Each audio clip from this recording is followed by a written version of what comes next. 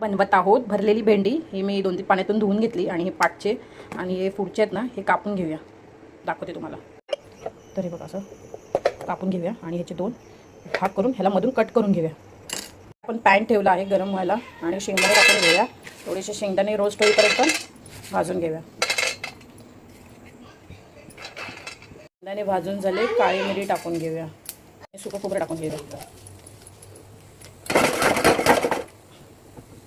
थोडीशी तीळ टाकून घेऊया, जास्ती करपवायची नाही। हे खरपूस भाजून झाले आणि मी 3-4 लसूण घेतले आणि थोडंसं अद्रक ते व्यवस्थित परतवून घेऊया।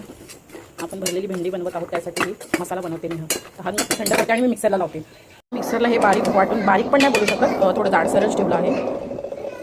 आपण याच्यात मसाले टाकून घेऊया। 1 चमचा हळद, 1 चमचा लाल तिखट, 1 चमचा धना पावडर, 1 चमचा मालवणी मसाला लाल, मीठ चवीनुसार,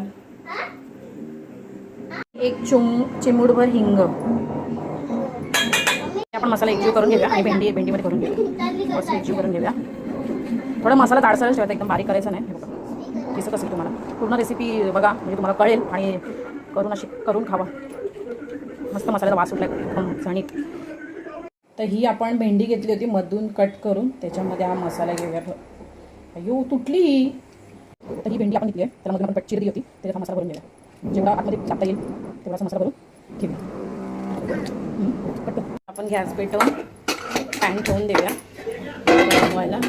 पॅन गरम झालं त्याच्यात तेल टाकून आपल्याला ना शॅलो फ्राय करायची आहे, तर जास्त डीप फ्राय नाही करायची, कमी तेल टाकायचं, सगळीकडे पसरवून घ्यायचं तेल। आणि जी आपण भेंडी भरलेली होती ना, तशी एक टाकून घ्यायची।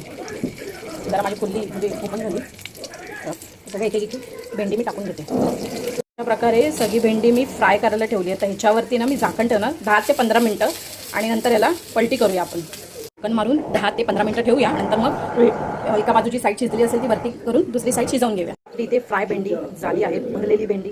जर तुम्हाला ही रेसिपी आवडली तर नक्कीच करून पहा, चॅनलला सबस्क्राईब करा। बाय, भेटेल नेक्स्ट व्हिडिओमध्ये। आपल्याकडे मंगळवार स्पेशल होतं चपाती, वालाची भाजी, डाळ भात आणि भरलेली भेंडी।